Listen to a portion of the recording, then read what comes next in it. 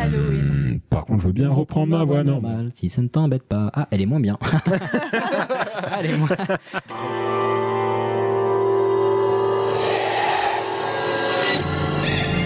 Qu'est-ce que c'est ce machin? C'est un détecteur de conneries. C'est pour ça. Et maintenant, qu'est-ce qu'on fout? Mais dis-tu nos conneries? Tu veux que je lui dise d'aller se faire enculer? Ce qu'il dit?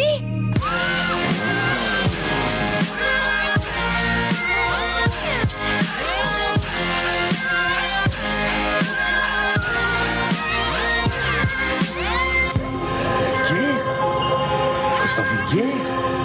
Oui, je trouve ça vulgaire.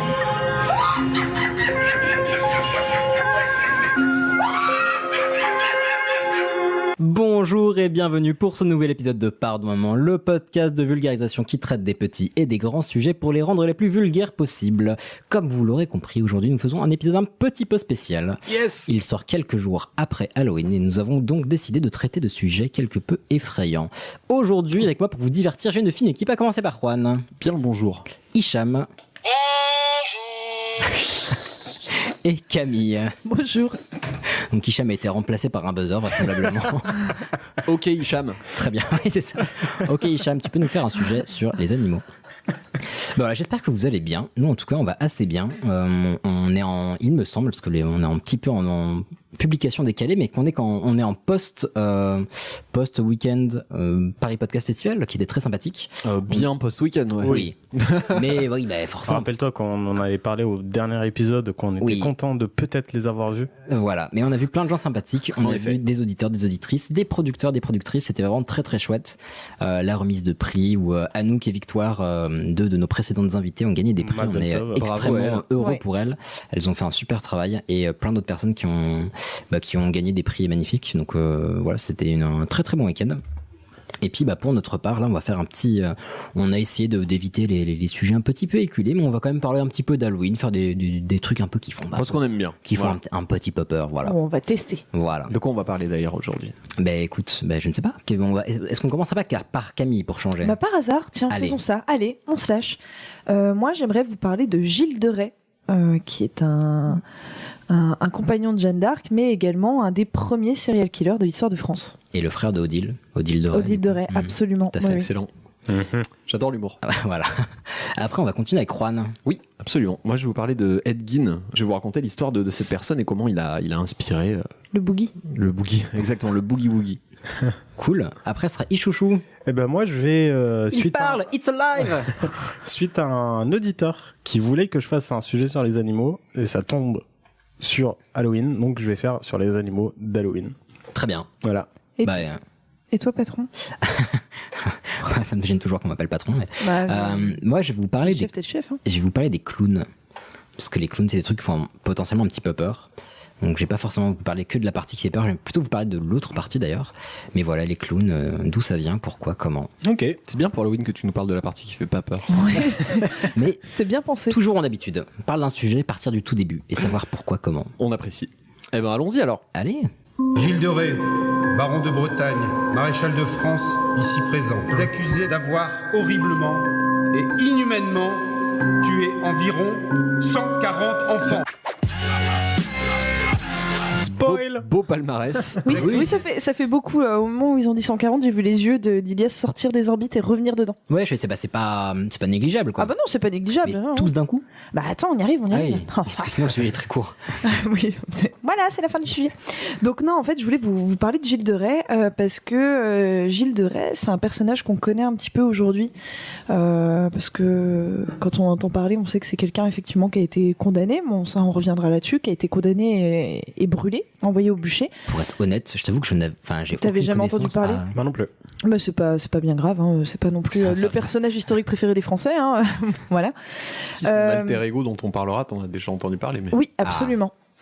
Et donc Gilles de Rais, en fait, aujourd'hui on le connaît un petit peu à cause de ses méfaits et également parce qu'il a inspiré tout à fait, comme le mentionnait Juan, Barbe Bleue. Charles Perrault, voilà. Ouais, on en avait parlé. Avec l'opéra Barbe Bleue. Tout à fait. Et donc il inspire Barbe Bleue. Alors, vous allez voir que c'est pas tout à fait le même type de délit, mais ça reste un mec pas archi cool qui en tout cas a pété les plombs à un moment de sa vie. Oui, voilà. Donc Gilles de Rais, en fait, il est né vers 1404. On sait pas trop. Après le Moyen-Âge, pile après. Non, dans le Moyen-Âge. À la fin du Moyen-Âge. Je crois que c'était 1492 la fin. Ah, mais je crois que c'était 400, 1400. Ah, Non, c'est 5e, 15e. Ah, merde, je vais décaler de 1. Bah, c'est pas bien grave, t'en fais pas. Enfin, tu sais, qu'est-ce que s'entend à l'échelle de l'humanité? Et donc, il naît vers 1400, donc il est pas n'importe qui, hein, ce petit Gilles de Rais quand il naît, étant donné que ses parents sont à la tête d'un vaste territoire qui est en gros tout le sud du Pays de la Loire. Donc il est plein aux as et malheureusement il est orphelin très très tôt, ça arrive au Moyen-Âge. Donc il naît dans une période où pour la France c'est un petit peu compliqué, il naît vers la fin de la guerre de 100 ans, donc qui est pas une période joyeuse, hein, je vous en avais parlé un petit peu en vous parlant de Jeanne d'Arc. Bien mais pas ouf. Donc il hérite de ses parents assez jeunes et il se retrouve en fait rapidement comme étant le plus grand seigneur du royaume de France, tout simplement. Le plus fortuné, c'est-à-dire que on a énormément de sources aujourd'hui qui nous parlent de Gilles de Rais, mais avant qu'il ait été envoyé en justice pour ses problèmes, c'est-à-dire c'est un personnage qui aurait été un personnage historique et célèbre. Ok, donc il aurait pu être toute façon un dirigeant majeur. Mais il l'a été. Ok. Il l'a été. La ramène pas parce que je t'ai vu rigoler quand t'avais dit fortuné. Oui, ça fait penser à Fortuné Sarfati. Oh mon Dieu. Donc alors le principal rival politique et économique de Gilles de Rais, c'est le duc de Bretagne. Voilà, le duc de Bretagne. Bon bah voilà, c'est l'autre côté de la Loire. Comment ? Non. Rien. Oui, non, on va éviter. Et donc notre duc de Bretagne, il s'allie avec l'ennemi anglois, ce petit bâtard. Voilà. Et il se range du côté de Henri V d'Angleterre. Et Gilles de Rais, alors lui, il est assez fidèle entre guillemets en goût, et étant donné qu'il ne peut pas blairer le duc de Bretagne et que le duc de Bretagne se rallie au roi d'Angleterre, et bien lui il se dit bah moi je vais me rallier au roi de France. Et il va mettre en fait son immense fortune au service du roi de France qui, je vous le rappelle, à cette époque-là est toujours pas sacré roi et est en exil à Chinon. Et donc Gilles de Rais il va lever une armée entière, et rien que ça, hein, ça nous montre à quel point il était riche, parce que lever une armée à l'époque, c'est il avait pas des petits bras, quoi. Payer les hommes, payer les chevaux, payer les armes, la bouffe. Voilà, la bouffe, absolument tout. Il entretient une armée et il part à Chinon avec son armée se mettre au service du dauphin Charles. Et à Chinon, qui est-ce qu'il rencontre? Il rigole parce que t'as dit dauphin. Ouais, oui. Non mais ça va pas du tout aujourd'hui. Putain, ça va être archi long cet épisode. Bref. Et donc, qui est-ce qu'il rencontre à Chinon? Eh bien, il rencontre Jeanne d'Arc. Exactement. La petite Jeanne. Il rencontre Jeanne d'Arc. Il y a directement, il y a de l'amour entre eux, direct.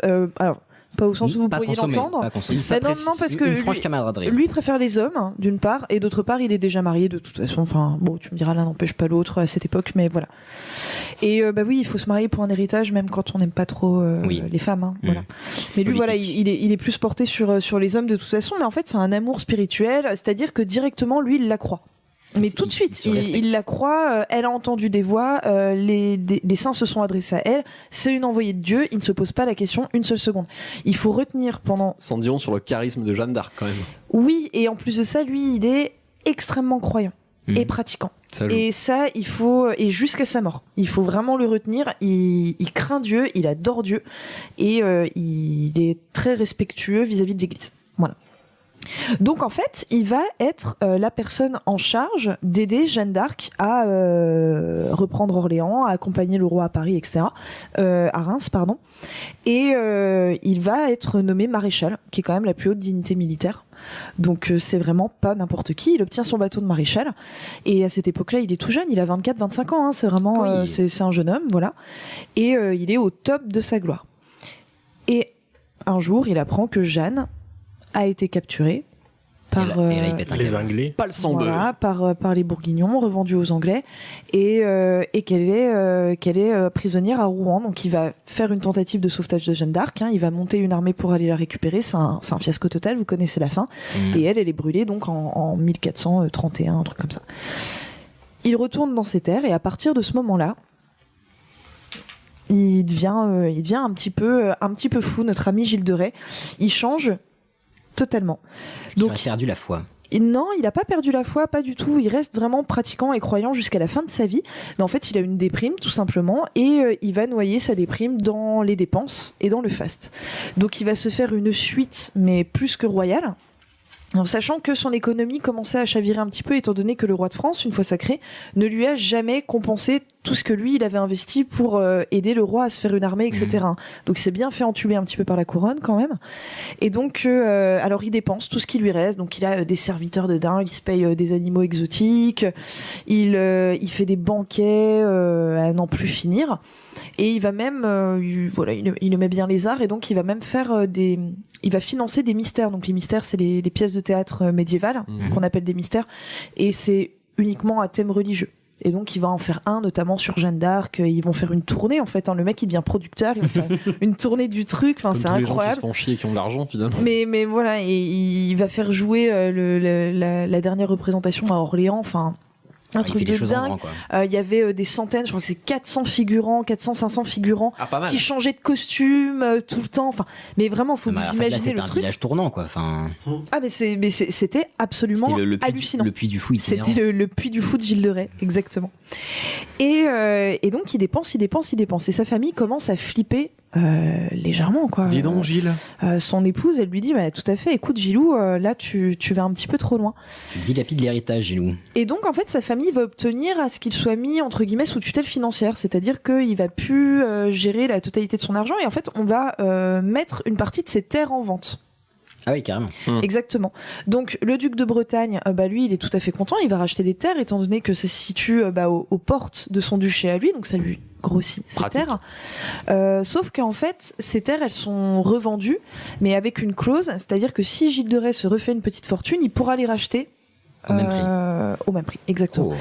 Et donc ça va ennuyer un petit peu le duc de Bretagne. Alors, il n'y a pas que lui qui va être client des terres de Gilles de Rais. Il y a d'autres personnes, et ça va les ennuyer. Et donc, le procès de Gilles de Rais qui va s'ouvrir un petit peu plus tard, il faut croire que ça arrangeait aussi économiquement des gens. Donc, Gilles de Rais, son histoire, elle est politique, mais il n'y a pas de fumée sans feu non plus. Puis lui, il a admis une grande partie de ses méfaits. Et donc, notre Gilles de Rais, 9 ans après la mort de Jeanne d'Arc, il est arrêté en 1440. Il est arrêté un beau matin, et en fait, il est arrêté suite à des longues années de rumeurs. Donc, pas que, j'imagine. Alors, non, à la base, l'arrestation et l'enquête s'est faite uniquement à cause de rumeurs de villageois qui traînaient. Ok. Donc, que racontaient ces rumeurs ? Eh bien, toutes les populations, en fait, aux alentours du château, et même les domestiques, certains domestiques de Gilles de Rais, racontaient que il y avait beaucoup d'enfants disparus dans la région, et que Gilles de Rais n'y était absolument pas pour rien. Donc on arrête Gilles de Rais. Gilles de Rais explique que les enfants qui disparaissent en pleine guerre de 100 ans, ça fait un petit peu... il y en a plein. Les Anglais en kidnappent pour demander des rançons aux parents. Il y a des enfants qui s'enfuient. Il y a des familles qui sont massacrées qu'on retrouve jamais. Enfin, c'est le sbeul, cette époque. Donc ça peut paraître crédible, mais ce qui devient inquiétant, c'est qu'on constate qu'il y a plus de 200 enfants disparus ont disparu en 9 ans dans les alentours des châteaux que possède Gilles de Rais. Comme un petit effet Michael Jackson. Ouais, pourquoi pas. Oui. Donc l'église ouvre un procès, et Gilles de Rais est enfermé au château des ducs de Bretagne, à Nantes. Donc oh là là, c'est pas la bonne page, dis donc. Est-ce que t'as fait un dessin? Je me disais, c'est bien le dessin sur ces notes. Non, c'était des notes du boulot. Je voyais que j'avais un entretien à faire passer demain. J'étais là, non, c'est pas ça, Gilles de Rais. Donc, bref. Gilles de Rais avait un truc. Donc, Gilou, il s'est fait enfermer. Voilà, il se fait enfermer, c'est pas cool pour lui. Et donc, on va commencer à énumérer les faits, notamment les domestiques de Gilles de Rais commencent à énumérer les faits. Donc, les faits, c'est que Gilles de Rais aurait fait enlever une grande quantité d'enfants en l'espace de 8-9 ans à peu près, soit par des personnes dans la rue, soit lui-même en fait serait allé enlever des enfants. Alors soit enlever des enfants vagabonds, par exemple des enfants orphelins dont les parents seraient morts. Ça c'est facile. Voilà, des mômes dans la rue. Soit tout simplement en allant voir des familles qui habitent à proximité du château en disant on cherche un chantre, on cherche un échanson, on cherche du domestique. Ah, en faisant semblant de les recruter. Et absolument. Et tu files une petite pièce aux familles, et si les familles s'inquiètent parce qu'ils n'ont pas de nouvelles, oui, mais en fait, il a eu l'occasion de partir bosser pour lui. voilà. Et puis de toute façon, je veux dire, les familles s'inquiètent pas tant que ça. Un jeune homme qui trouve un poste dans une bonne seigneurie, il peut être amené à suivre le seigneur. Et donc du coup, comme les seigneurs sont quand même très itinérants à cette époque-là, on peut se retrouver sans nouvelles de son enfant pendant 2-3 ans. Donc en fait, la supercherie, elle passait sans aucun problème. Voilà, ça ne choquait pas les gens. Il a profité du système, quoi. Mais est-ce qu'on c'était super bien créé. Hein, mais est-ce qu'on sait ce qu'il en faisait de ses enfants? Oui, alors est-ce que vous voulez que je rentre dans les détails? C'est ça ma question. Allez, C'est l'épisode ou jamais. Bah oui. Ouais, c'est l'épisode où jamais, très bien. Donc alors, ces enfants sont enlevés. beaucoup trop contente. Non, c'est horrible. Alors, ce ne sont que des petits garçons. Et ils ont, je crois que les plus jeunes victimes ont 6 ans et les plus grands ont 15-16 ans, quelque chose comme ça. Alors, je commence déjà à faire les donc grimaces, ils sont amenés au château. Donc il y a 2 châteaux où ça s'est passé selon là où vivait Gilles de Rais. Ils sont amenés au château, ils sont bien nourris, bien habillés, bien logés pendant quelques jours. On engraisse un petit peu l'animal. Et ensuite, ces enfants, on les habille de robes de bure, en fait, de moine en quelque sorte. On les fait descendre dans les sous-sols de la demeure. Et là, il y a des cercles tressés au sol avec de la poudre blanche. Enfin, on est dans un rituel satanique en fait, et on fait du sacrifice humain. Et donc il était croyant jusqu'au bout. Oui, mais je vais vous expliquer pourquoi. Et donc voilà, les témoins racontent. Donc ça, c'est beaucoup les domestiques de Gilles de Rais qui l'ont raconté, parce que les pauvres petits enfants, ils étaient plus là pour le raconter. Oui, de fait, oui. Mais donc ces enfants, on les torturait. Ça pouvait se faire sur des semaines entières. On les regardait agoniser, donc on les tuait de moult façons différentes, hein, vraiment tout ça dépendait de l'enfant. Gilles de Rais apparemment avait une passion, c'était de s'asseoir sur l'enfant quand il était en train de mourir et de le fixer. Si, c'est horrible. Camille, pendant qu'il mourait, mais si, absolument. Donc on les tue. Je ne suis pas tard pour faire un disclaimer ou pas? Je suis pas d'accord. Ensuite Gilles de Rais les violait. Ensuite, et si, une fois qu'ils étaient morts, on est une d'accord. fois qu'ils étaient morts. Bien sûr, non mais c'est logique, ça fait sens. Absolument. Et ensuite, alors, il y a eu quelques témoignages d'anthropophagie. Bah, ça me choque moins par rapport au reste. Du coup, une fois que tu y es. Dans tous les cas, le sang était récupéré et on servait du sang pour faire de l'encre pour des manuscrits, donc on a retrouvé des manuscrits, des trucs sataniques potentiellement écrits. Non, on n'a plus rien aujourd'hui, mais en tout cas, voilà, il aurait fait des écrits sataniques. Avec le sang de ces jeunes victimes. Et ensuite, eh bien, on les coupait en petits morceaux. On faisait des petits pâtés. Et on faisait des petits pâtés en croûte. Non, et on dispersait les corps, on les donnait, je sais pas, à manger au premier loup qui passait dans la région. Enfin, et on supprimait entre guillemets les preuves, c'est-à-dire qu'il y avait des domestiques qui passaient 3 jours à nettoyer tout le sang, et puis hop, là, une semaine plus tard, nouvelle victime, boum, on y retournait. Oh non, pas encore. De toute façon, c'était une machine. C'était une machine, hein, pour qu'il en tue autant. 200 quoi, putain. Alors pourquoi est-ce qu'il s'est mis à faire ça en fait, Gilles de Rais? Comment est-ce qu'on a pu un pet au casque? Mais attendez, comment est-ce qu'on a pu passer du camarade de Jeanne d'Arc irréprochable, mais vraiment, c'est-à-dire le mec super croyant. Peut-être qu'il n'était pas irréprochable et c'est à partir du moment où il avait plus de thunes qu'il avait plus de réputation. Qui est dérangé. Les thunes en fait, ça a joué. Moi, je partirais plutôt sur un syndrome post-traumatique puisqu'elle était en bataille avec Jeanne d'Arc ou pas? Ah bah qu'il avait mené des combats, etc. Oui, mais syndrome post-traumatique, il avait soif de sang. Mais lui, de toute façon, il vient d'un univers archi-violent. Les personnes, enfin, je veux dire, des chevaliers comme ça qui vivent sous la guerre de 100 ans et qui assistent à des combats aussi violents que ceux qu'il pouvait y avoir à la fin de la guerre de 100 ans. C'est quand même terrible. Oh bah de là à s'asseoir sur des enfants pendant qu'ils meurent et les violer après. Non, mais bien sûr. C'est vrai que c'est spécifique. En fait, Gilles de Rais, alors quand on lui expose tous ces faits au tribunal, lui il dit ah non, pas du tout. Non, c'est pas du tout. Et il va même avoir le culot de dire bah non, écoutez, c'est très gentil, c'est pas moi. Par contre, du coup, est-ce que vous pouvez me relâcher parce que j'ai des affaires en fait qui m'attendent à ma seigneurie, puis j'aimerais bien y retourner, voilà. Et donc on va pas le relâcher, on va l'excommunier. Dans un premier temps, et continuer le procès. Et alors là, lui, il devient fou. Il devient fou parce que lui, il était allé se confesser, c'est ça qui est terrible. Il s'est quand même confessé pendant ces 9 années. Donc il a tout raconté. Dès qu'il butait un enfant, le lendemain, il racontait à un prêtre. Qui lui n'a rien raconté. Bah non, secret de la confession. Voilà. Et mais lui, en fait, Gilles de Rais, je sais pas comment vous le dire, c'est quand même une époque un petit peu particulière vis-à-vis de la foi, dans le sens où il s'est confessé. Mais en fait, il peut rien. C'est une forme de schizophrénie en fait. Lui, la façon dont il l'explique, c'est que il tue. mais il s'en veut tellement, mais bon, comme il s'est confessé, Dieu lui pardonne, donc ça passe. Et donc là, on l'excommunie, on continue le procès, et lui, il va très très mal vivre le fait d'être damné, d'aller en enfer, tout simplement. Ben tiens. Alors que le reste, ça ne le choque dans pas. l'espoir qu'on lui enlève cette radiation de l'Église, eh bien, il va avouer, tout simplement. Et il va finir par avouer. Et donc, il explique que... donc là, il va rentrer un petit peu plus dans les détails. Cela, je vous les passerai. Mais il explique que le but du jeu, c'était de faire le plus de mal possible par tous les moyens à ses enfants. Mais pourquoi ?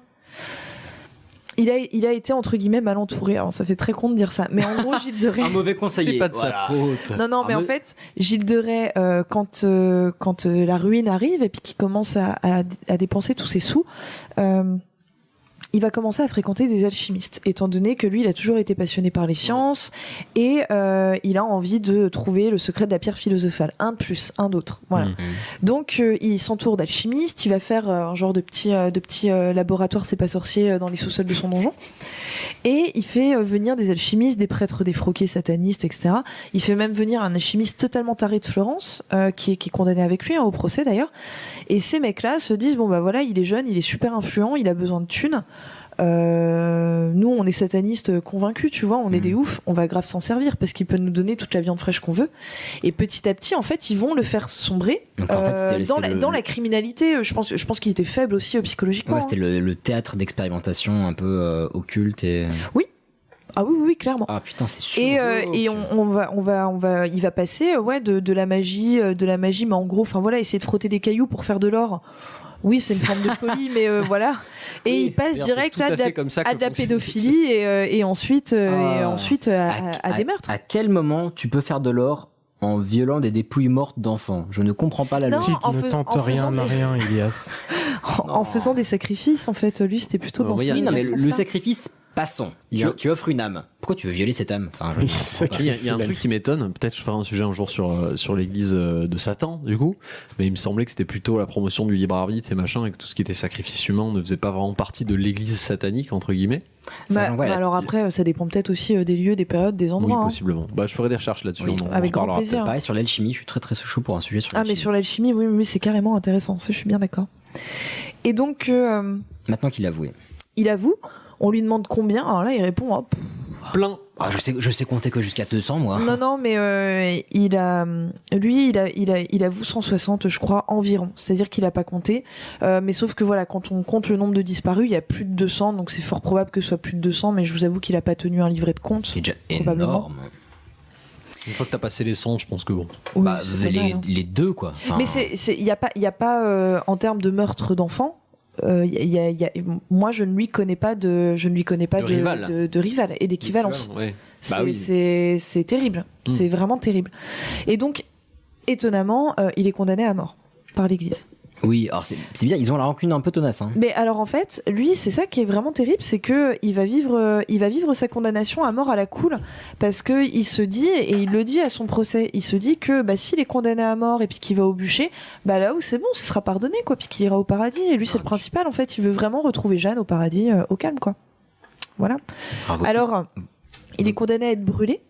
Mais comme c'est un très très grand seigneur, je vous rappelle qu'on est quand même sur le numéro 2 ou le numéro 3 du royaume pour l'époque, eh bien on a la bonté de le pendre avant et ensuite on le brûle. Okay. Et en plus de ça, il a un deuxième petit cadeau, c'est que on le brûle pas complètement, c'est-à-dire on le brûle un petit peu et on ensuite, fait un tataki, on rôtit l'extérieur. On l'a enterré dans une abbaye. Tu veux dire qu'il était mi-cuit, quoi. Exactement. Ouais, c'était un mi-cuit. Il était à point. Et sa tombe a été profanée et son corps a été jeté dans la Loire à la Révolution française. Putain. Et bien fait, ça se comprend. Ah oui, ça se comprend tout à fait. Et ses complices aussi ont été tués. Il n'était pas seul dans le coin, tués ou enfermés. Je crois qu'il a été exécuté avec 2 complices et il y en a d'autres qui ont été enfermés après lui. Sa famille ne s'est pas vue confisquer ses biens. Ce qui est quelque chose de très rare à l'époque. En général, on vous confisque les biens, et Gilles de Rais a eu descendance. sans aucun problème. Et donc il y a probablement encore aujourd'hui des descendants de Gilles de Rais, parce que j'ai fouiné un petit peu sur internet. Qui travaillait dans le cinéma. Non, mais j'ai fouiné un petit peu sur internet, et puis la descendance, elle va loin dans le temps. Enfin. Vraiment, c'est. T'as cherché sur LinkedIn aussi. Non, mais à l'époque de Louis XIV, il y avait encore des descendants de Gilles de Rais, alors que c'est beaucoup plus tard. Donc, il a peut-être encore des petits enfants. Community manager de Charal. Et donc, il y a les 2 châteaux, je crois, de Gilles de Rais qui se visitent. En tout cas, enfin, il avait plus que 2 châteaux, mais les deux châteaux où il a commis ses méfaits. Alors, c'est des châteaux qui sont à moitié en abandon, ce qui ajoute apparemment, enfin qui sont pas en abandon, ils sont en ruine. Ouais, ils sont beaux. Et apparemment ça rajoute vraiment une atmosphère super angoissante au personnage. Donc voilà. Alors il y a beaucoup de gens qui ont la théorie vraiment du complot, c'est-à-dire bah non, Gilles de Rais, pauvre chaton, il avait rien fait. Et je pense effectivement que vous savez, c'était un peu comme DSK, c'est-à-dire beaucoup savaient, on l'a ressorti au bon moment. Et je pense que pour Gilles de Rais, c'est exactement ce qui s'est passé, quoi. Oui, mais c'est pas un pauvre chaton pour autant. Non.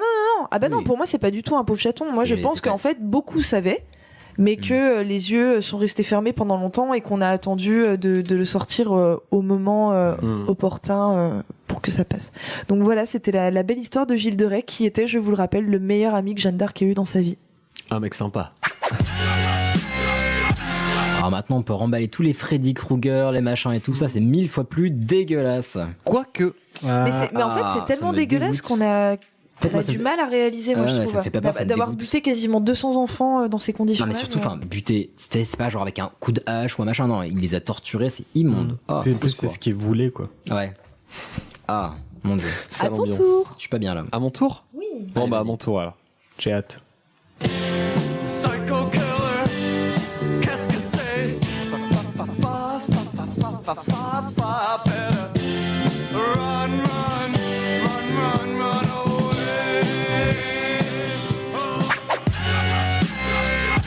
Moins en moins d'inspiration. Ce que j'ai dire, des jingles de plus en plus travaillés, des strikes YouTube qui vont arriver de plus en plus vite. Je vous emmerde. En plus, il dit ton prénom, Jingle. Il dit run away. Non, il dit run away. Toujours est-il que.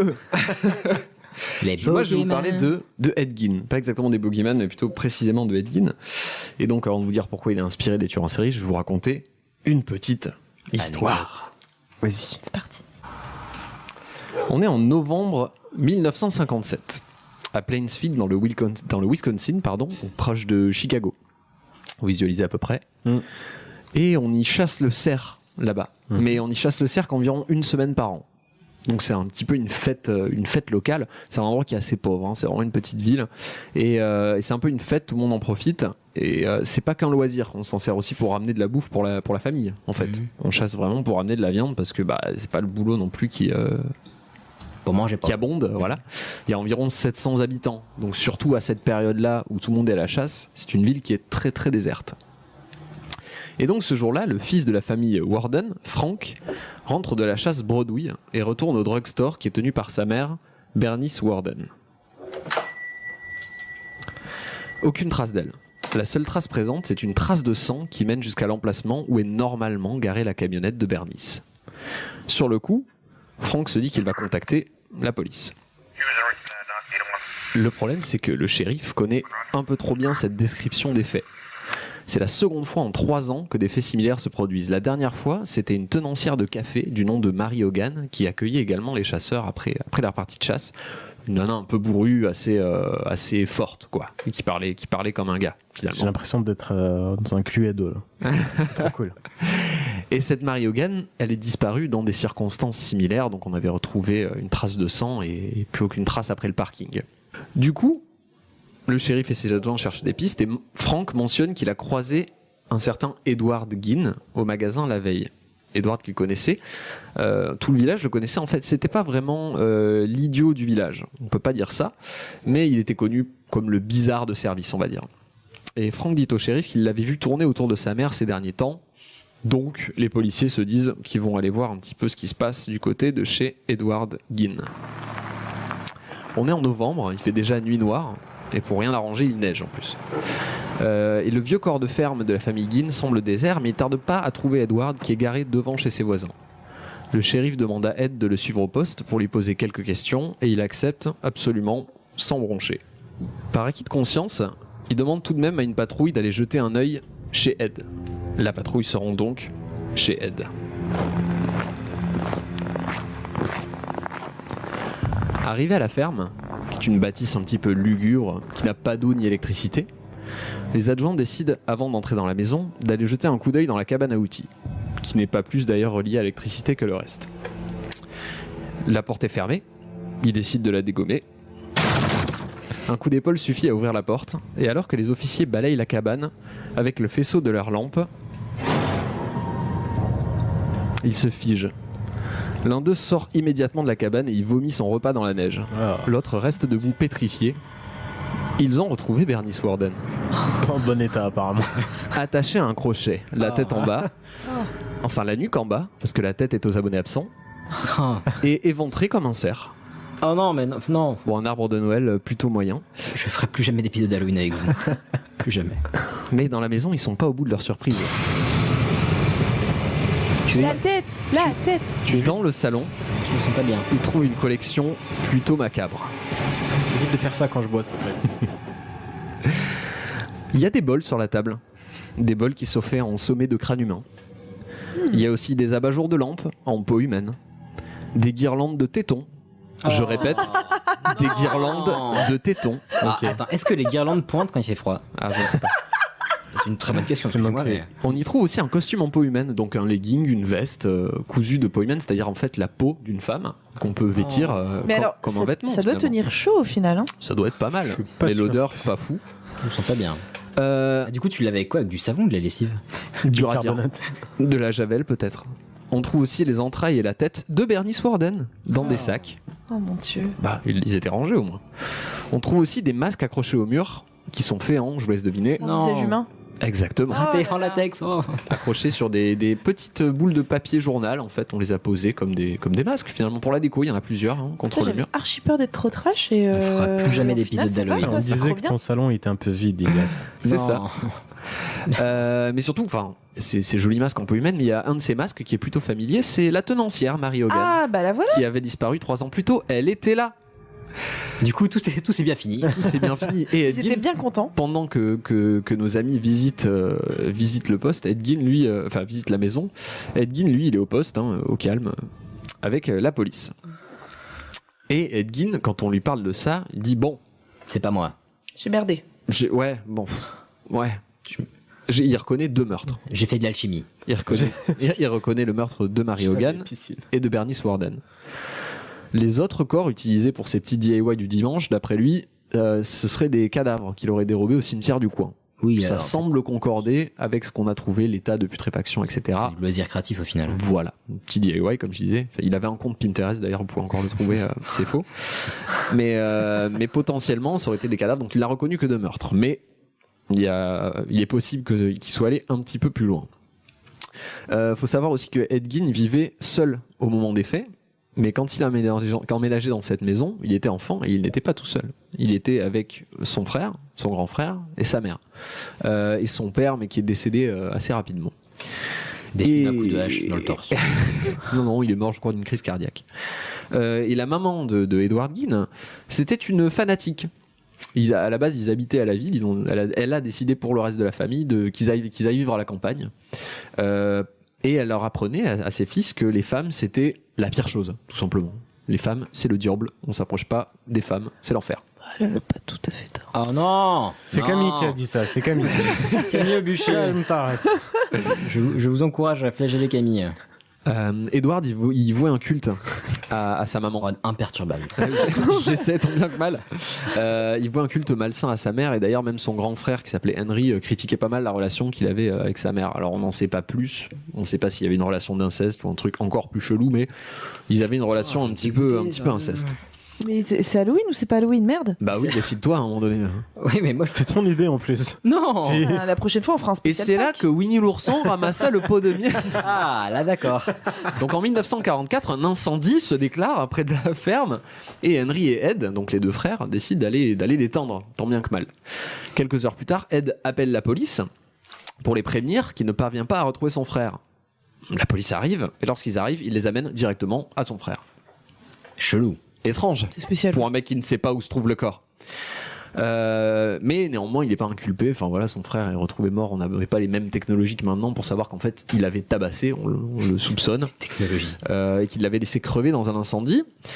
Après ça, donc Ed se retrouve seul avec sa mère, ce qu'il voulait.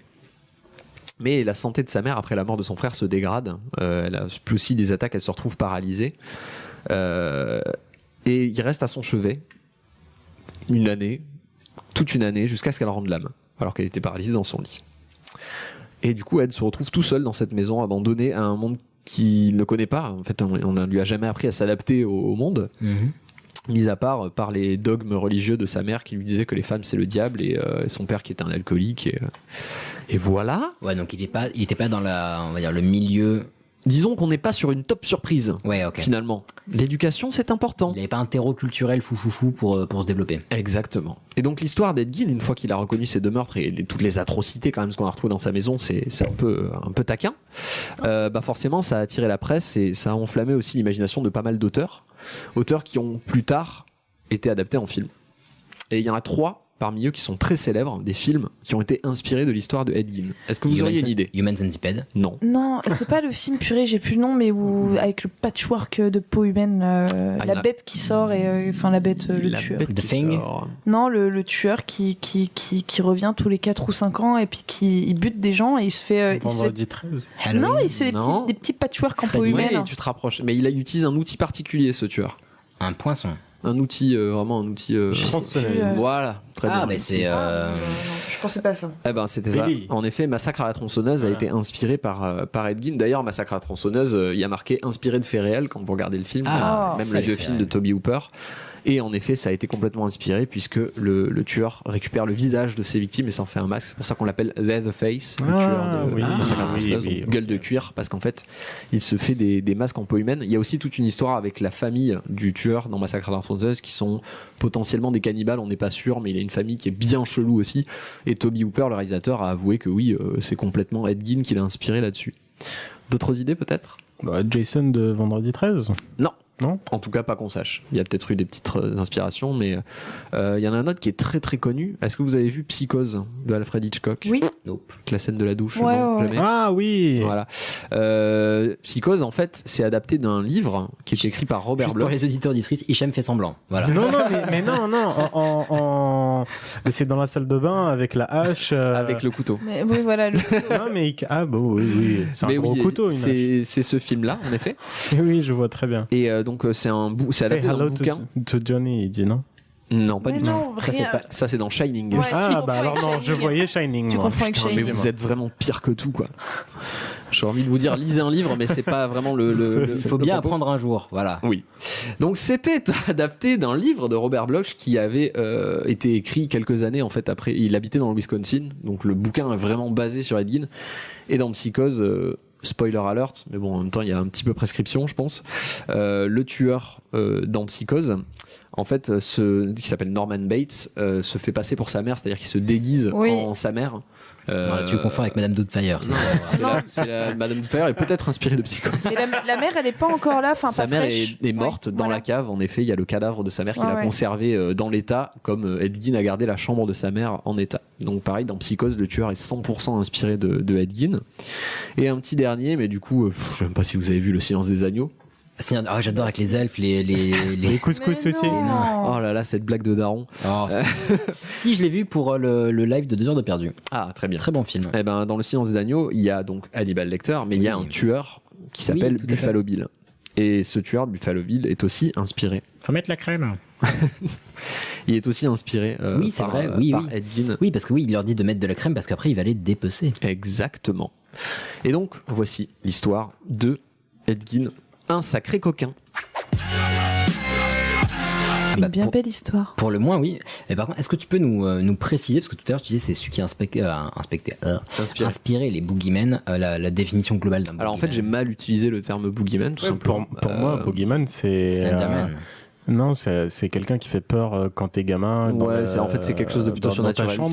C'est moi qui ai utilisé le mauvais terme en utilisant boogeyman parce qu'il a plutôt inspiré les serial killers en fait, du cinéma. Non, mais c'est très bien, c'était juste pour par curiosité. Mais du coup, un boogeyman, ouais, c'est juste quelqu'un qui boogeyman, ça va être Candyman par exemple. C'est un boogeyman, c'est genre une entité qui fait peur. Ok, voilà. Genre Freddy. Freddy est un boogeyman, oui, typiquement. Okay. Slenderman est un boogeyman. Potentiellement, oui, tout à fait. Je me force pour cet épisode, je déteste les films d'horreur, les trucs d'horreur et tout, vraiment. Ah non, moi c'est l'enfer. C'est mon dada. Je le fais vraiment parce que je vous aime beaucoup, mais sinon c'est oulala. Bon, on va changer un petit peu de sujet alors. On va parler des petits animaux. Oui. Un petit chat noir qui vient de passer. Terrifiant. C'est des chauves-souris.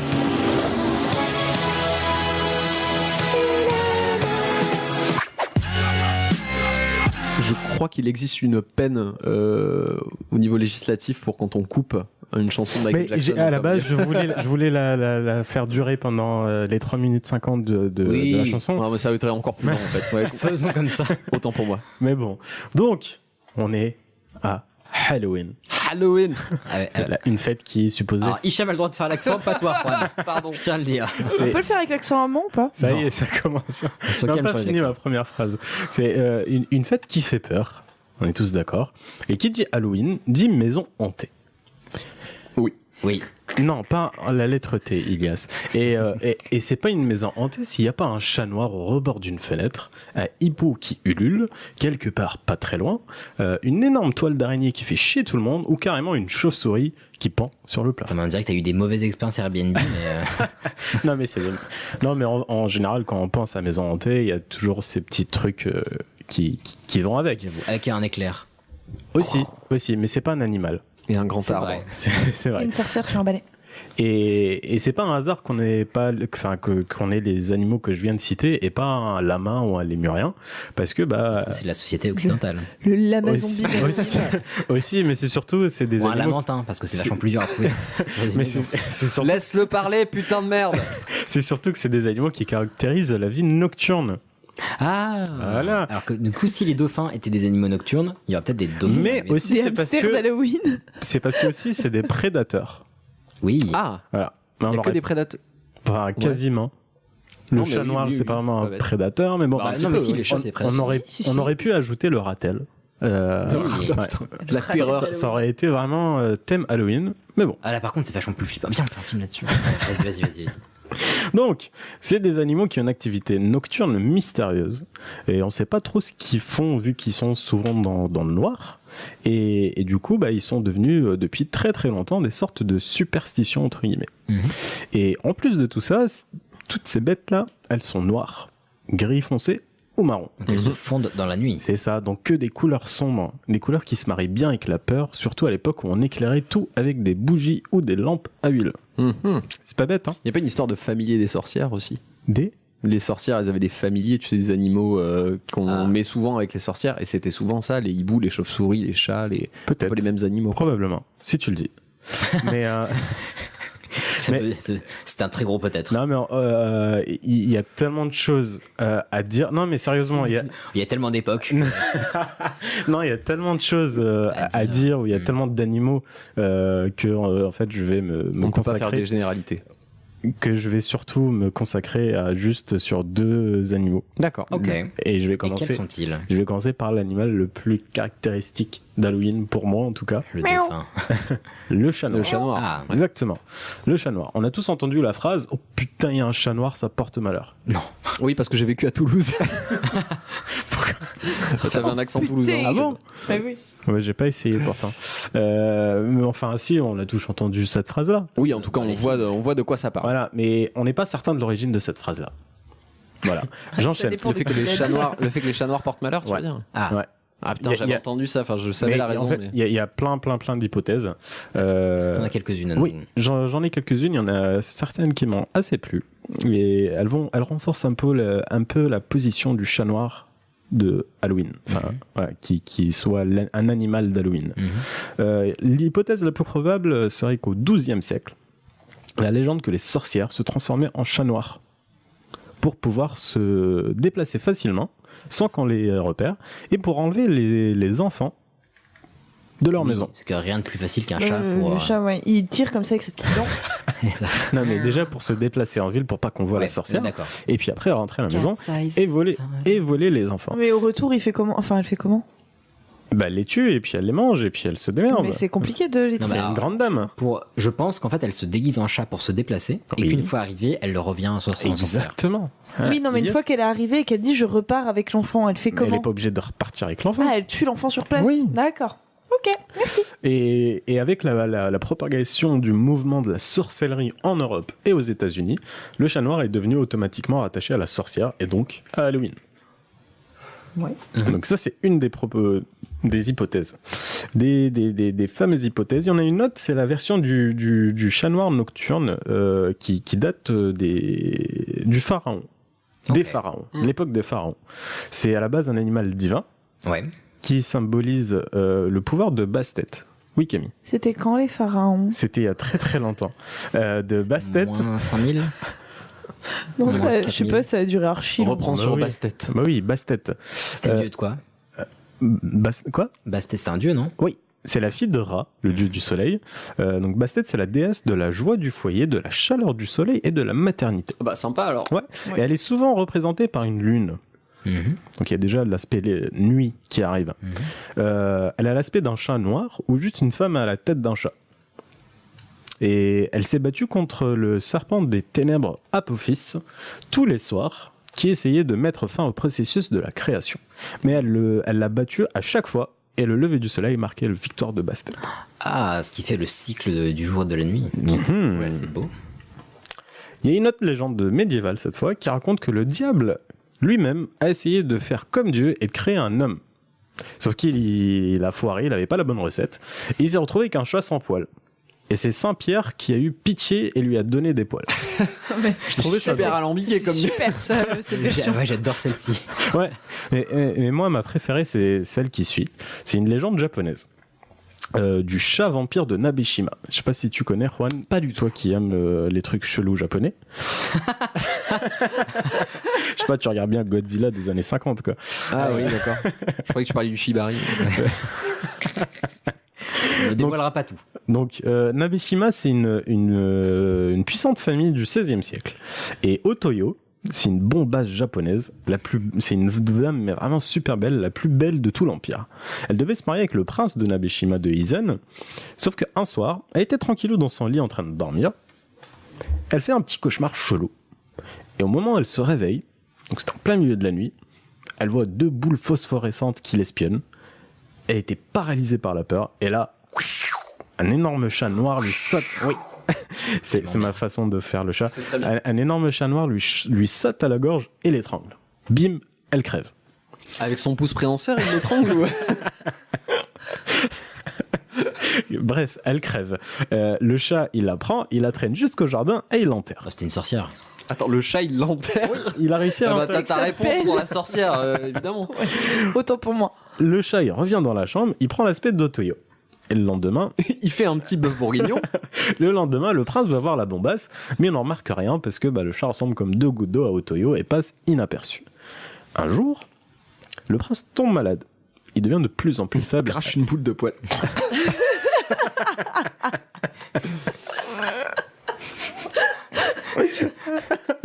Tu peux pas autant rire à cette blague, Hicham, tu ne peux pas. Ouais, je me sens mal du coup. Il devient de plus en plus faible et puis à chaque nuit c'était pareil, il devient de plus en plus faible quoi. Il fait des cauchemars horribles tous les soirs mais il se souvient jamais de quoi il a rêvé. Les médecins ne comprennent pas pourquoi est-ce qu'il est malade, ils savent pas quoi faire et plus le temps passe, plus le prince est faible. Du coup, ils prennent des hommes armés, ils le protègent dans son lit, enfin il a une garde à son lit quoi pour le protéger. Sauf que à chaque soir tous les gardes dorment en même temps. Super les mecs. Ah bah génial les mecs. Oh, ta garde. On va faire une ronde. Je vous propose qu'on dorme tous en même temps. Ils s'endorment tous au même moment. Et il y a un garde qui décide, pour rester éveillé, de se planter un couteau dans le genou. Ah. Et à chaque fois qu'il commence à s'endormir, Il remue le couteau. il remue littéralement le couteau dans la plaie. Et c'est de là que vient l'expression. Non, je sais pas. Je pense pas, mais je vais dire oui. Et un soir, il voit Otoyo qui s'approche du lit, mais il l'empêche de passer. Le lendemain, pareil. Elle essaye de venir, il l'empêche encore de passer. Et on remarque, ça continue, et on remarque que le prince Dormait très bien ces 2 soirs. voilà. Non, mais il a arrêté Otoyo tous les soirs, elle passait plus. Et là, le prince, mais il pète le feu. Et donc, on a remarqué que le problème, c'était Otoyo. Donc, un jour, le garde qui a protégé le prince avec le couteau dans le genou, il va voir Otoyo, il lui dit, tiens, on a un message du prince pour toi. Il lui donne une lettre, et là, schling, il lui décapite la tête. Et là, De fait, oui. oui, il la décapite. Ouais. J'ai compris. Il la décapite et c'est pas la tête d'Otoyo qu'on trouve, mais Tête de chat. une tête d'un énorme chat qui retrouve Shit. à la place. Mais je vous avais dit que les chats c'était le démon, voilà. Mais cette histoire est incroyable, j'avais jamais entendu. Mais moi non plus, Elle mais est j'ai ouf, adoré. cette histoire. Ouais, elle est super cool. Mais bon, en parlant de chats vampires, ne passerons pas à la chauve-souris. Oui. Hein J'adore tes transitions. J'adore. Alors oui, la chauve-souris se nourrit bien de sang. Je sais que vous vous posez Pas tous toutes, la pas question, toutes, pas toutes. mais c'est juste une seule espèce Oui. qui fait ça. Les autres se nourrissent principalement d'insectes. Ou de fruits. Il y a des chauves-souris frugivores. Oui. Il y avait une virgule dans mon texte. J'allais le dire, D'insectes mais ou de fruits. ou de fruits. Et en tout cas pour les chauves-souris qui boivent du sang, on les retrouve principalement au Mexique, mais aussi dans d'autres pays d'Amérique centrale et d'Amérique du Sud. Petite info, les chauves-souris vampires, on les appelle les Desmodus rotundus. Ok. Yes. Voilà. C'est Bah, on retiendra, hein. Ouais. Oui, Ouais. tout à fait. Desmondus rotundos. C'est ça. Et elles vivent en moyenne jusqu'à 9 ans. Elles font la taille d'une tasse de thé. Elles font 9 cm de haut. Et avec les ailes déployées, elles mesurent 18 cm de large. Bah voilà qui te fait un bel animal de compagnie, Elias. Ah oui, mais je veux pas du tout, vraiment pas du tout être taquin sur les mesures à chaque fois, mais Mais si. elle fait la taille d'une tasse de thé. Bah, oui. Mais genre un mug, une petite tasse. Mais non. Tasse de thé. Oui, non, mais c'est quoi, une Star- tasse de thé Bah, une tasse de thé de Starbucks. Très bien. On en a une à la maison. Pas du tout. Mais c'est un si. mug, ça. Mais une tasse oui. de thé, les gars, vous savez pas ce que c'est qu'une tasse de thé? Si, les tasses de On thé s'en à sert façon de reine mesure en reine cuisine. d'Angleterre en porcelaine, quoi. Voilà, une tasse de thé. Oui, très bien. Oui, donc Ah, oui. mais c'est En 5 o'clock et tout, ce genre de tasse de Ah, thé. pardon, excusez-moi, je vois que ça fait 7 minutes qu'on parle d'une tasse de thé. Ah ouais, c'était une interrogation. Voilà. Et elles sont donc assez petites, quoi. C'est ça la Très bien. conclusion. Et elles vivent en colonie de 100, mais peuvent aller jusqu'à un groupe de 1000 chauves-souris. Oh, l'angoisse. Ouais, c'est ouf. Du coup, vu qu'elles boivent du sang, ça fait forcément peur. Et avec Dracula, une figure humaine qui se transforme en animal, en chauve-souris en l'occurrence, ça nous fait rappeler les sorcières avec les chats. Non? Oui, il y a Ouais, un bail. C'est Ça va. c'est un peu dans le même délire, ce qui renforce l'idée d'animal d'Halloween. Mais en vrai, elles sont pas comme on le pense. Elles boivent pas des litres de sang. Ah non. Elle a pas été. Non, mais tranquille. Vu ouais. leur taille, bah c'est pas parce que non, je vais pas faire ma blague. Si, c'est pas vas-y, assume. Non, je vais pas la faire. C'est pas parce qu'elles sucent le sang de quelqu'un que. Quel. Non, mais non, c'est bon, je la fais pas la blague. Allez, fais-la. Non, mais je la fais pas. On vous laissera proposer les chutes possibles à cette blague. Ouais, vas-y, c'est Et on une verra très très bonne idée. Et on verra si elles peuvent coller à l'imaginaire malade de Hicham. C'est pas parce qu'elle suce un peu de sang d'un homme qui va mourir. En un an, une colonie de 100 chauves-souris peut boire l'équivalent du sang de 25 vaches. Bah ça va. Oui, c'est Attends, c'est pas énorme. 1000 chaussures en un an 100 chauves-souris en un an, 25 vaches. Ça va. Oui. Moi, Ça te bute un troupeau, quoi. ça peut paraître énorme, mais c'est quand même 100 chauves-souris et 365 jours. Oui, puis le sang, ça se refait. Aussi. Ça va. Aussi, c'est pas bête, j'y ai pas pensé. Mais donc, c'est pas le fait qu'elle suce le sang de quelqu'un qu'elle crève, c'est surtout les maladies Ah oui. qu'elle Un peu comme les transporte. moustiques, en fait. Oui, aussi. Putain, Tout ce qui bouffe le sang Franchement. en général, quoi. hein. Ouais. Bon, enfin bref, revenons à Halloween. Revenons à nos papiers, comme tu disais. Pourquoi les chauves-souris? C'est pas que pour Dracula, puisque Dracula, il a fait sa première apparition en 1897. Avec pas le roman raison. de Bram Stoker. Le fameux. Exactement. Épistolaire. J'avais envie de dire épistolaire, je suis désolé. Je t'en prie, fais-toi plaisir. Ça vient de la fête celtique. Donc, Halloween vient d'une fête celtique qui s'appelle Samhain. Samhain. Oui. Je sais pas comment on l'écrit, enfin comment on le prononce. Il y a deux. S-A-M-H-I-N. Ouais, mais j'ai aussi écrit entre parenthèses Samhain. Donc, je pense que ça se dit dans les deux En sens. gaélique ou... Admettons. En fait, quand tout le monde se retrouvait, ils allumaient un énorme feu de camp. Quand la nuit commence à tomber, pour éloigner les mauvais esprits nocturnes. Et donc, quand il fait nuit et que t'as de la lumière, Bam, les chauves-souris. mais non, C'est ça, les insectes. Voilà. Bam, les insectes. Et bam, donc, et bam, ensuite, les chauves-souris. bam, les Et chauves-souris. voilà, Ah, putain. c'est un festin assuré pour les chauves-souris. Et donc, les Celtes prenaient ça comme les esprits des morts qui revenaient en forme de chauves-souris. Et depuis, ça s'est intégré dans la légende de Halloween. Bien vu. Fête d'histoire. Alors, petite histoire d'ailleurs de mon enfance. Parce que quand j'étais petit, j'avais on est de retour à Toulouse. un arbre à côté. J'ai pas grandi à Toulouse, mais il y avait un arbre chez moi avec un petit lampadaire à côté et plein d'insectes autour de l'arbre du coup. Et en fait, j'aimais bien parce que le soir il y avait plein de chauves-souris tout le temps. Et le problème c'est qu'une chauve-souris, ça ne voit rien. Ouais. C'est un peu Oui, con. c'est vrai que c'est un peu con. Et du coup, ça se mange c'est pas de leur les faute, baies vitrées en calmez-vous. fait. Ça se mange les vitres de fenêtres tout le temps. Mais du coup, ça va faire flipper. Non, le problème c'est surtout que le lendemain matin quand tu te réveilles, tu ramasses des T'as petites des cadavres. chauves-souris et en fait c'est extrêmement mignon les petites chauves-souris oui. qu'on a en France et du coup bah voilà t'es triste parce qu'il y a des chauves-souris qui se sont mangées des vitres. Non. C'est très très triste. Ah oui, les vrais savent. Enfin, partons sur quelque chose de moins mignon. Non, ça va bien commencer. Vous allez voir, on va parler. Ça va bien commencer. Non, mais pour le coup, mon sujet est pas du tout crade. Hein. Alors, Ah bah non, bah là, oui, on a cru comprendre. Vu la tête que t'as fait à chacun de nos sujets. non, mais celui d'Hicham, moi j'ai bien aimé. Bah, Ah, merci. non, Parce que non, mais c'était en- mignon, il y a Et pas là de il chat, arrive et il lui chauve-souris. fait des guilis. Non, mais en vrai, j'ai bien aimé vos sujets aussi, mais les films d'horreur, c'est pas du tout mon truc. Mais non, non, On mais aura Non, compris. c'est la réalité, Parle-nous. c'est ça que t'as pas compris. Allez, arrête de chouiner, on y va. Mais qu'est-ce que c'est que ce cirque aujourd'hui? Il fait le clown pendant 5 minutes et il oublie ma femme.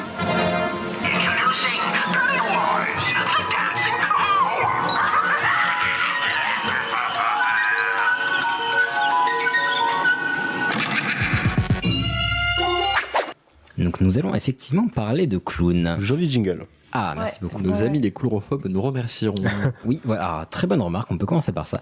La phobie des clowns s'appelle la coulrophobie. Coulrophobie. Coulrophobie. Coulrophobie. Ouais. C'est cool. Bah, C'est cool. Merci Voilà. le mec qui a nommé le truc. et je vous ferai un sujet un de ces jours sur les phobies, même si c'est peut-être un petit peu trop facile. Parce qu'une phobie, c'est pas juste une peur, c'est une peur déraisonnée. Mais un quiz sur les phobies. J'y ai pensé, mais ça part vraiment en couille. Ah, mais moi je ferais ça. Ok, très bien. Donc, parler des clowns, parce que oui, les clowns, c'est aussi une des. Je sais pas si vous avez pas une petite phobie des clowns, une petite peur des clowns. Ah, Non, je non. déteste ça, moi. Pas du tout moi. Ah, c'est moi vraiment- c'est les scolopends moi. Vraiment. Ah, moi, les clowns, ça me met mal à l'aise. Et Hicham, Marine Le Pen. mais tu sais qu'elle j'ai elle a pas. plus peur de toi que toi. La petite bête mange pas la grosse. Oh, pardon. On arrive. Oui, non, mais effectivement, alors les clowns, ça peut avoir un truc dérangeant. Et comme souvent dans mes sujets, il y a une question, une idée qui m'intéresse et je vais mettre 15 ans à la développer. Très et bien, pour faisons ça, comme partir ça. de très loin. Alors il y a un biais cognitif. Non, il y a une petite histoire, ouais. Alors déjà, il y a 3 types de clowns. Est-ce que vous les connaissez? 3 grands types de clowns. Alors, il y a le clown triste. Oui.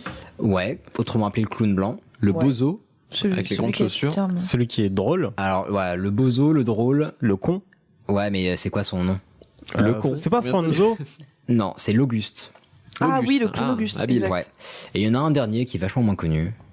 C'est le contre-pitre. Voilà. Ah oui, c'est le chevalier du Las Palais. Pas du tout.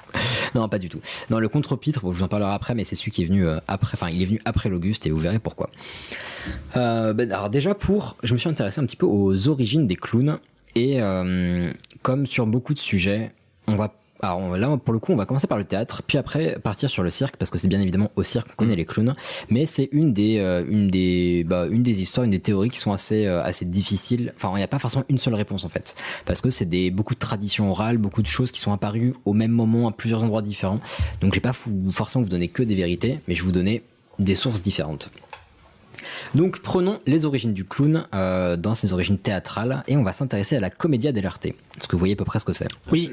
Absolument. Pour synthétiser très vite, de ce que j'en ai compris, et je pense faire un sujet dessus un de ces jours parce que ça a l'air trop bien. En fait, c'était donc c'est un art théâtral qui vient d'Italie, et la commedia dell'arte correspond plus particulièrement à une phase de professionnalisation du théâtre. Donc c'est des comédiennes professionnels, et ce qui était pas une première, mais ça lance un mouvement. En fait, la commedia dell'arte, ce qui est assez fou, c'est que ça a influencé très fortement beaucoup d'autres styles théâtraux. Voilà. Non, mais beaucoup d'autres styles en Europe, en France, en Angleterre, enfin plein d'autres trucs. Donc ça a été vraiment d'autres formes de médias, que ce soit le film. Alors oui, mais la particularité de la commedia dell'arte, est-ce que vous la connaissez peut-être? C'est pas les masques.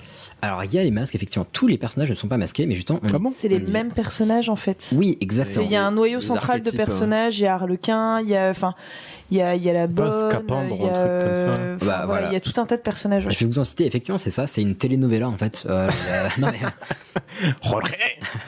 mais la commedia dell'arte, la particularité, c'est que ça a commencé avec des personnages qui ont été créés, qui ont été incarnés par les comédiens, et les comédiens ont joué les mêmes personnages jusqu'à leur mort, et à leur mort, ces personnages ont été repris par d'autres personnes et se sont répandus un petit peu partout. Donc c'est effectivement les mêmes personnages qu'on retrouve, et il y a quelques noms que vous allez potentiellement connaître. Si je vous dis Pulcinella. Oui, Polichinelle. Oui, exactement. Et Scapino. Scapin. Voilà. Donc ça, c'est des noms qu'on connaît en France, mais en fait, ça vient de la commedia dell'arte. Ouais. Et par la suite, justement, je trouve ça assez fou parce que, pareil, je n'ai pas entendu parler pendant mes études, et ça me rend un petit peu foufou parce que ça va l'air passionnant. J'ai pas fait des études littéraires, en fait, au passage, mais j'aurais quand même trouvé ça intéressant. C'est pour ça, la réponse est dans la question. Non, mais voilà, mais la commedia dell'arte, ces personnages, si on connaît ces noms, c'est parce que ces personnages ont aussi inspiré par la suite des générations d'auteurs, dont Molière, Shakespeare. Et surtout Molière. Et les deux. Il y a vraiment des grosses inspirations. Et voilà, c'est super fou de se dire qu'il y a une base, une racine commune là-dedans, et ça c'est fou. J'ai trouvé un petit fait intéressant dans la commedia dell'arte, et il semblerait qu'à l'époque, donc dans les troupes de commedia dell'arte, on engageait des comédiennes pour jouer les rôles féminins, ce qui n'était pas toujours le cas dans le reste de l'Europe. Donc c'est une particularité que je trouvais assez drôle. On avait quelques dizaines, centaines d'années par la suite, théâtre, on va dire français, on avait des femmes qui jouaient notamment des rôles d'hommes un peu fluets, genre dans Mariage de Figaro, des trucs comme ça. Chérubin était joué par une femme, je crois. Ouais, absolument. Je dérive un petit peu, mais c'est intéressant de voir qu'à l'époque, justement, c'est une vraie professionnalisation, et les personnages personnifier vraiment ces personnages, tout simplement. Les personnages qui vont nous intéresser, en revenant au clown, on a un premier, c'est Pedrolino, qui correspond à un nom que vous connaissez peut-être. Pedro Léon. Non, c'est Pierrot, tout simplement. Pierrot, parce que on avait parlé du clown blanc. Est-ce que vous avez une autre appellation qu'on utilise parfois pour le clown blanc? Le clown triste. Oui, mais par rapport à Pierrot, c'est le Pierrot, tout simplement. Pierrot le fou. Oui. Voilà. Notamment le Pierrot lunaire, il me semble que ça vient de... Alors je sais pas si... Non, je l'ai pas mis dans mes notes, mais Pierrot lunaire, j'ai pas trouvé toutes les références. C'est celui-là qui a la petite larme. Alors surtout que le Pierrot lunaire, je crois que ça vient d'une adaptation, une suite de poèmes, je crois. Mais sinon, c'est le Pierrot, globalement. Donc c'est un personnage qui dans la commedia dell'arte est vêtu de blanc.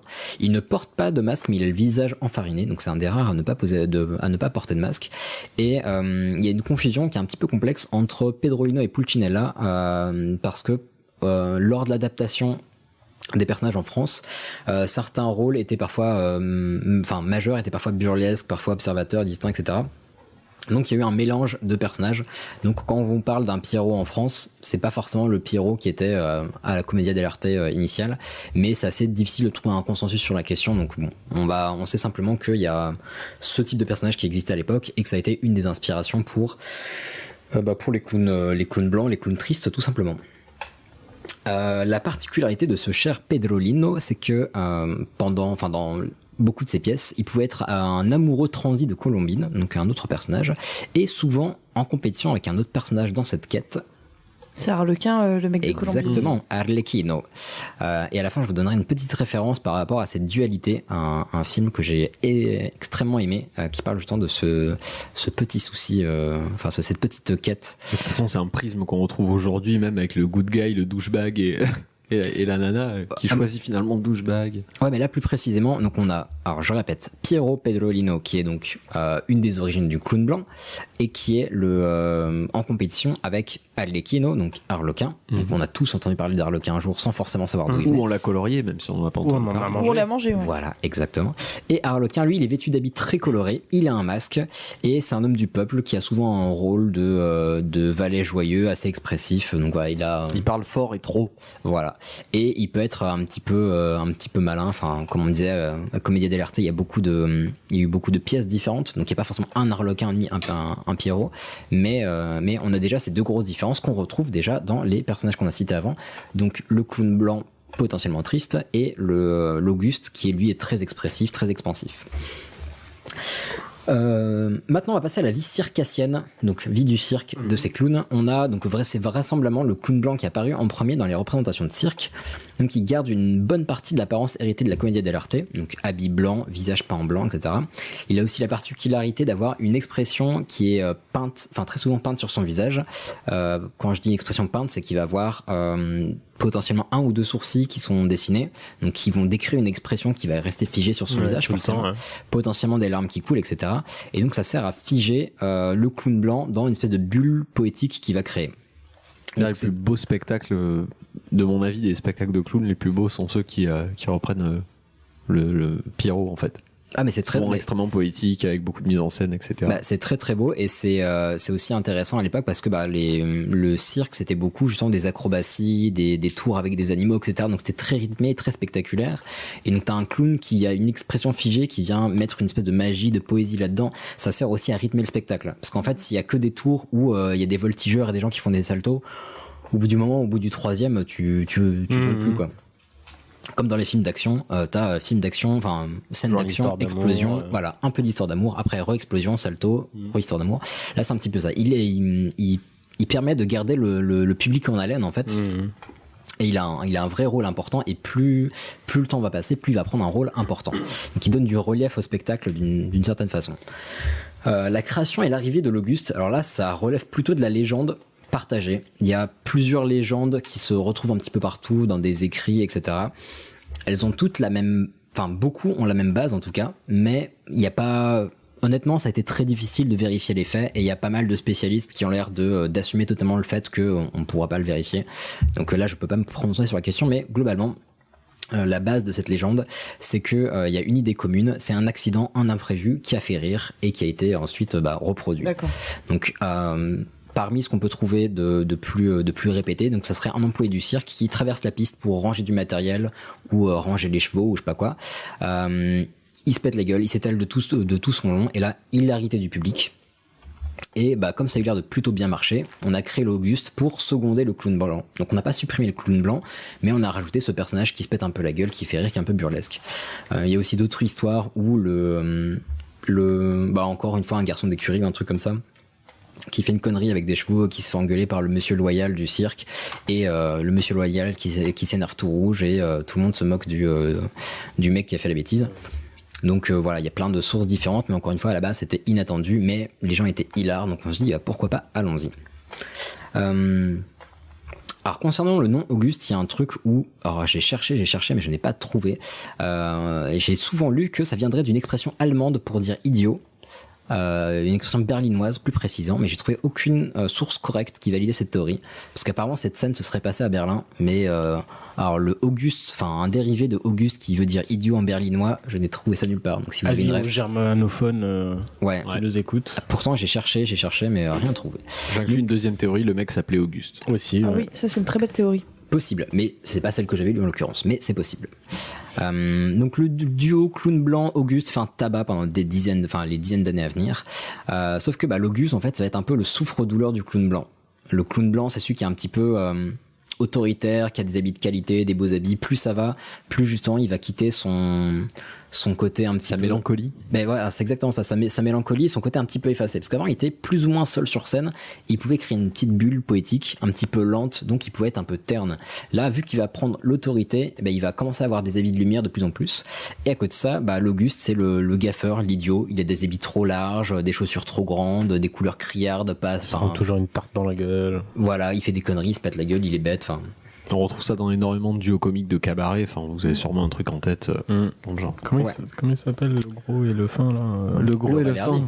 Laurel et Hardy. Oui, typiquement, oui. Bah après, Laurel et Hardy, c'était tous les deux cons. Oui, ils sont tous les deux cons. C'est pas bête. Ah, le gros est un peu moins bête. Ah, je t'avoue que j'ai très peu regardé Laurel et Hardy. Ouais, j'ai plus trop de souvenirs, mais les jeunes d'aujourd'hui. Mais t'étais pas né, mec. Une des particularités que j'ai trouvées à l'Auguste, et vous me direz si vous êtes d'accord avec moi, mais c'est que l'Auguste, en fait, on ne rit pas avec lui, mais on rit de lui. Oui, c'est vrai. C'est une victime, quoi. Mais ouais, mais c'est ça qui est très important pour la suite du sujet. Je vous ai dit que j'avais une idée principale et je tissais petit à petit pour y arriver. Mais ouais, non, c'est assez fort parce que voilà, on rit pas de lui, mais on rit pas avec lui, mais on rit de lui. En plus, contrairement au clown blanc, il a un maquillage qui lui va agrandir les contours de sa bouche, de ses yeux pour accentuer ses expressions faciales. Donc il a une palette d'émotions qui est très large, la joie, la tristesse, la surprise. Lui, on va vraiment jouer sur son expansivité, je crois que ça se dit. Mais voilà, il va avoir un rôle assez différent et ça va vite devenir le chouchou en fait. Donc on rit de lui, ok, mais c'est comme lui qui fait rire et il va devenir la star du duo. Avec le temps, il va commencer aussi à faire des blagues, à devenir plus malin. C'est une des origines aussi de l'Auguste, c'était les personnages de théâtre qui étaient un petit peu bêta, un petit peu genre les hommes du peuple un peu simples qui comprenaient rien.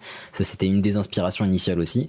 Et petit à petit, l'Auguste va se détacher un petit peu de ça et il va gagner en malice, en intelligence. Il va devenir un petit peu facétieux. Et c'est là qu'on va lui rajouter un ou plusieurs acolytes qui sont les contre-pitres. Oui, il y a des gens qui suivent, trop bien.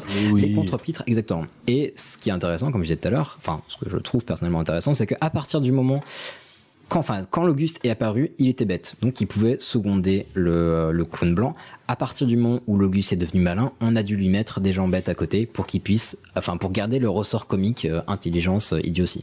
Donc, c'est pour ça qu'on peut avoir, on a l'image de les troupes de clowns de 10 personnes avec 10 clowns qui sortent d'une voiture, etc.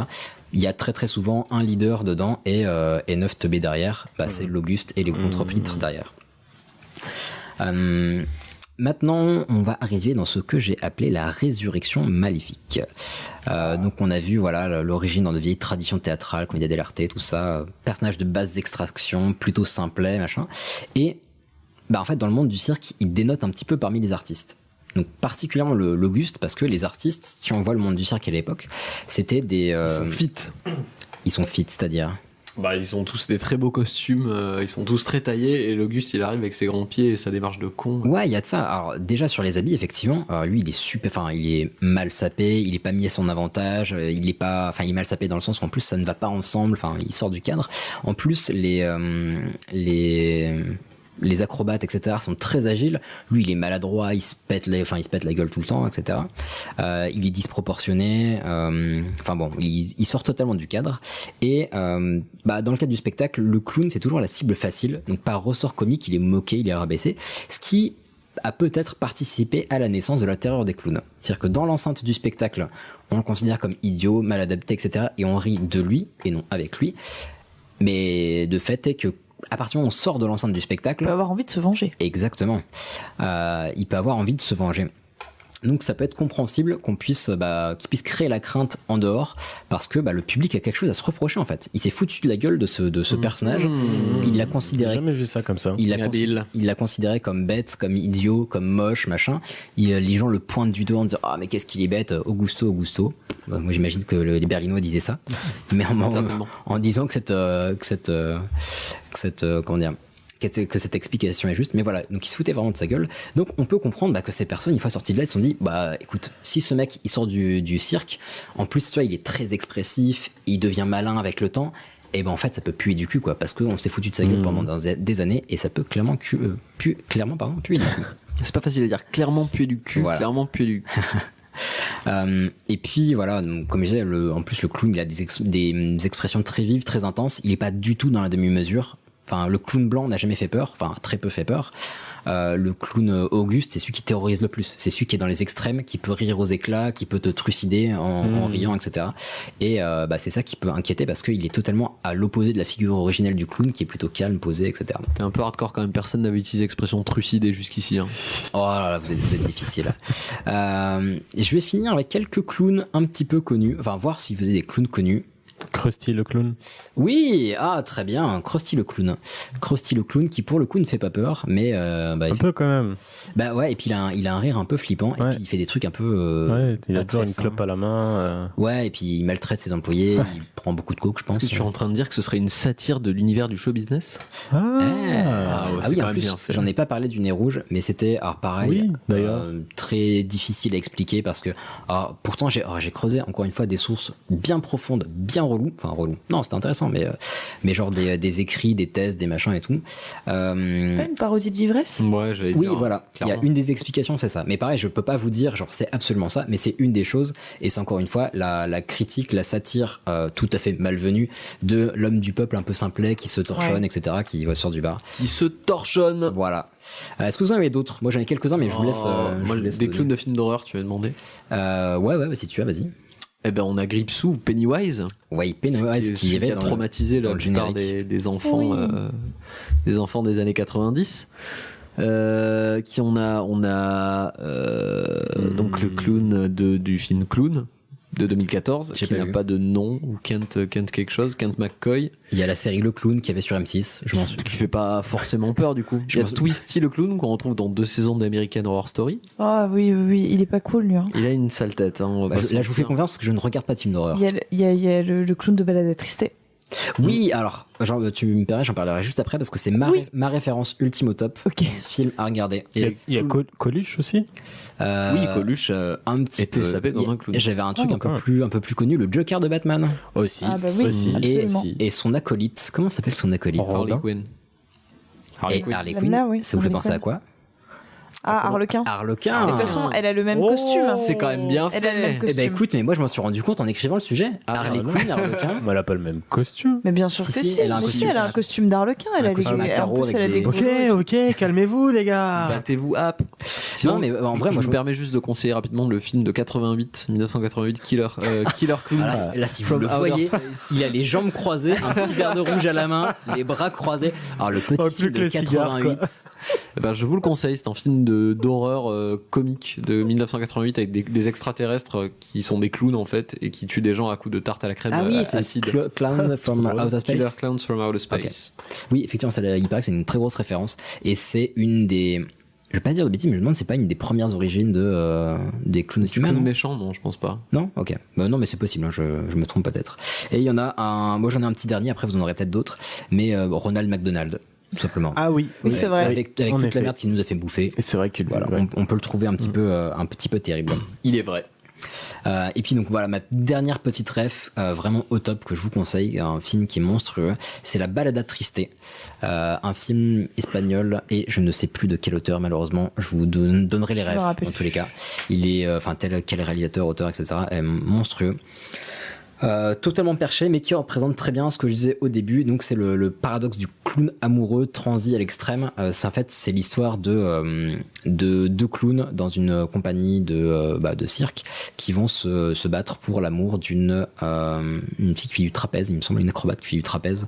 Et les deux clowns, c'est évidemment un clown blanc qui est la star et un clown Auguste qui va dériver clairement méchamment et le film est totalement surréaliste. En plus je crois que c'est en post-Franco ou en cours de... C'est en cours de Franco, je crois. Ouais, en plus donc l'atmosphère est archi pesante. Alors, le film est très pesant, il a un côté un peu, pas horreur mais tension, un peu burlesque aussi, parce qu'il y a des scènes qui sont absolument risibles, c'est ridicule. Oui. Mais il est très très bien foutu, il est très très beau. Par contre oui, il est perché, faut aimer les films perchés, mais il est très très bien. Donc voilà, je vous le conseille. Et puis c'est vraiment la métaphore parfaite des deux clowns amoureux et puis de l'origine de la commedia dell'arte avec le Pedrolino et le Arlecchino. Il y a aussi le film avec Omar Sy. Ah oui, sorti récemment là. Chocolat, et c'était Rico et Chocolat ou Gico et Chocolat, je sais pas. Il y a aussi un film avec Michael Youn qui s'appelait Hero, je crois. Ah, ça je ne sais pas. Et qui était pas mal. Mais le film avec... tu vas me dire que Michael Youn a fait de bons films. Absolument. Méconnu, mais il a fait de bons films. Pour finir, l'histoire du clown Chocolat et de son acolyte, dont je n'ai plus le nom, en fait c'était encore une fois, c'était le très bon exemple du clown blanc et de l'Auguste qui est un peu le martyr.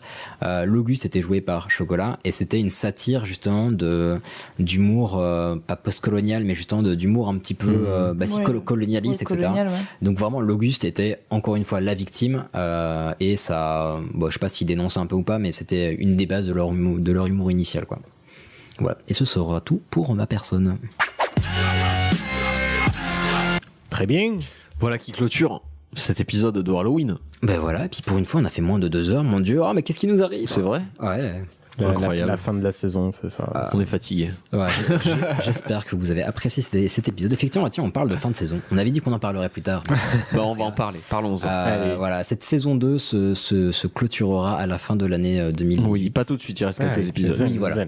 Vraiment fin de l'année, donc vous inquiétez pas, il y a encore quelques épisodes. Et puis on reviendra dans tous les cas, hein, c'est juste qu'on va prendre des vacances. Oui, on va souffler un petit peu, on va prendre quelques semaines de vacances. On va prendre des vacances de vous. Comme l'an dernier. On va même pas forcément prendre des vacances de vous, parce que peut-être qu'on aura l'occasion de se voir, mais on va prendre des vacances d'enregistrement. Oui, on n'a pas fait de vacances cet été.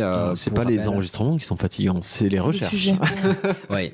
Non, voilà, mine de rien. On va partir en Franche-Comté. Mine de rien, on refera le point en fin d'année, mais on va avoir fait une année complète de quasiment fin janvier à fin décembre, sans aucune pause. Absolument. Ça fait pas mal. Mais par contre, comme on me disait, on refera le bilan, mais c'était une année assez folle et on se le dit, je dirais pas tous les jours, mais toutes les semaines, clairement.